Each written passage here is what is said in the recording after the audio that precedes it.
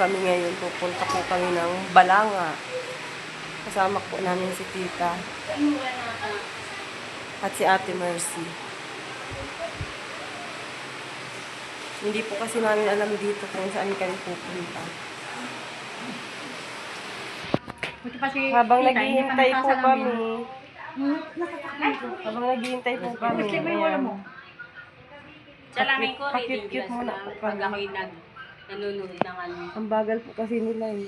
Pag nanonood lang ako niyan, doon ako nagsasalamin. Kasi hindi Bakit kalimutan ko ito? ko makikita yung mga comment. Alis na po kami. At mag-jeep na lang daw po.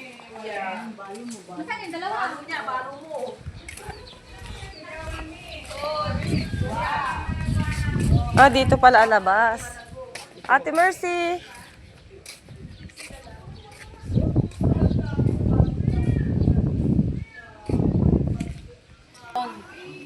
Yan ang iinumin mo. Bayabas. Pati cholesterol mababa. Tapos ano din siya, nakakaalis din ng ano, toxins sa dugo. Yan ang nakakaano pag mataas ang gabi. Sasakay doon sa van. Sino nagsabing maban tayo? Maban na lang daw po kami. Kami po ay mapunta ng palengke.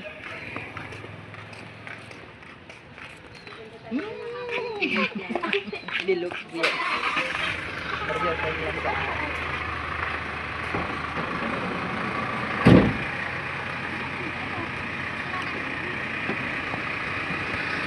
Hindi ka natin tanongin.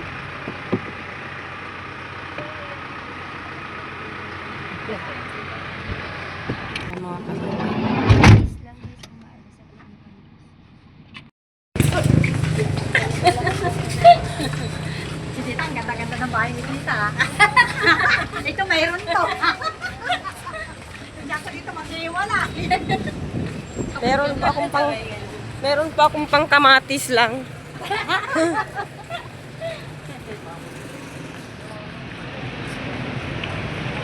Hanap po kami kila Ate Leia, nag-CR, di na po namin nakikita dito sa mall.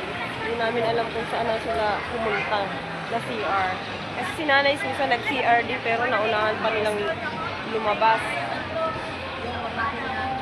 Ang fit-fit po nila Trixie at ni Tita Juliet Spirit. Aligaga na po sila kahanap kila Ate Mercy. Ate Leia, kasama po nila si Langga magsi-CR. At si Tita Marilu Chongson, kasama din po nila. Ang sweet po ng dalawa, oh.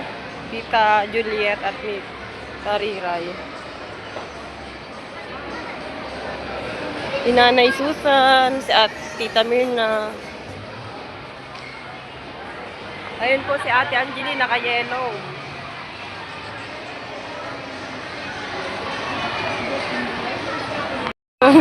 Nai-stress na po yung isa kahanap. Ayan po. Ayan po. Hindi nga namin alam nagpupunta dyan, oh.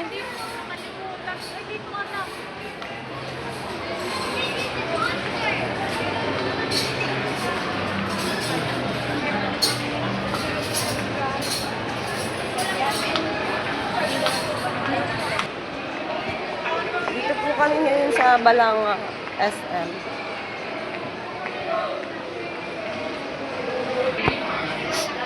Ayan po. Nung pumasok po kami sa CR, nandiyan naman po pala sila. Nakita kami. Ano, stress na kahanap. Sinabi ko kasi sa kanila, hintayin nyo lang kami dito magsisiya. Walang nagsabi. Ito sinabi ako sila siya sana. Nahuli ko. Tagpag na kayo Walang, kasi masiyar man lang. walang na ano, nagsabi lang na balikan si Ate Angeline. Kaya hintayin siya ko magsisiya. Maihi daw. Maihi daw si Tita. Uy, maalas 4 na. Kami po ay pabalik na sa sasakyan. Ay! Umuulan na po. Ayan!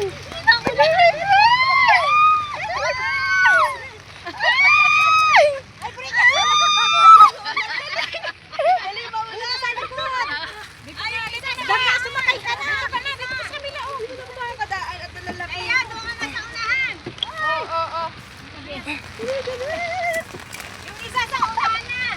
Eh, buka yun. Kayo, ako sa una. Kasi ako bababa. Lilia, dito ka na. Ayun, baka pa. Kasi ako bababa na ako sa abukay. Ay, bababa ka na, tita? Okay lang. Kaya nag-meeting pa. Sorry, nakalimutan ka namin. Kala nyo daw, kayo lang pwedeng pumasok sa SM? Kuya, bababa na ako dun sa kanto, ha? Bukas na ako babalik.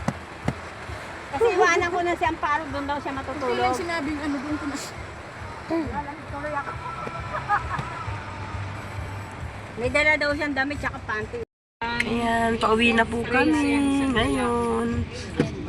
Galing po kami sa birthday sa Dibuhan. At ang dami pong nakain ni Ate Bercy. Ay, grabe ka!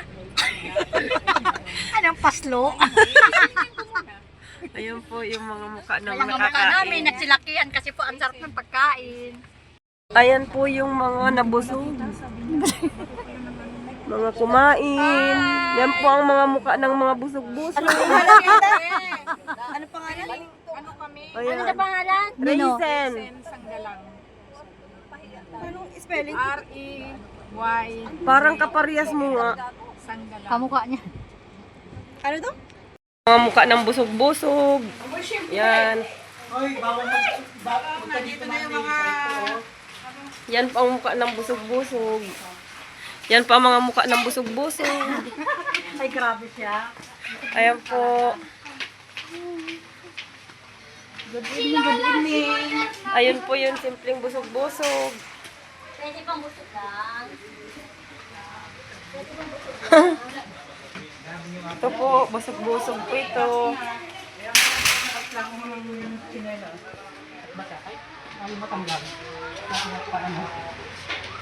Ayan po yung nag-Sharon. Aray! Para Sharon. Yan po ang mukha ng busog-busog. Mukha po ng busog-busog.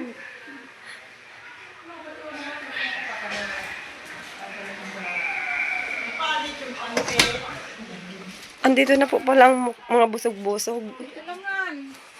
Yan yan. Ayan. Kasi nabusog kami. Lakan natin yan. May Sharon kayo?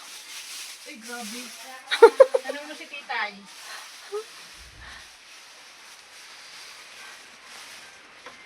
Si ano daw, si Tita Mirna nag-Sharon. may dala yan lechon. Issue.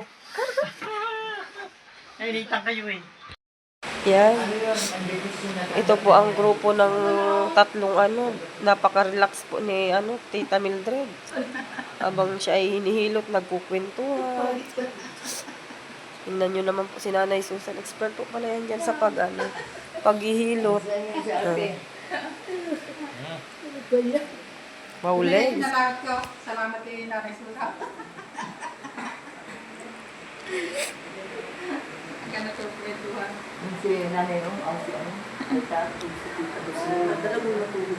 Nakatulog si nanay. Nasaan? Hinilot din. Nasaan si Tita Rosita? Kanina, nagboron sa kwarto rin sa kabila. Hinilot din niya. Pagkahilot, nakatulog.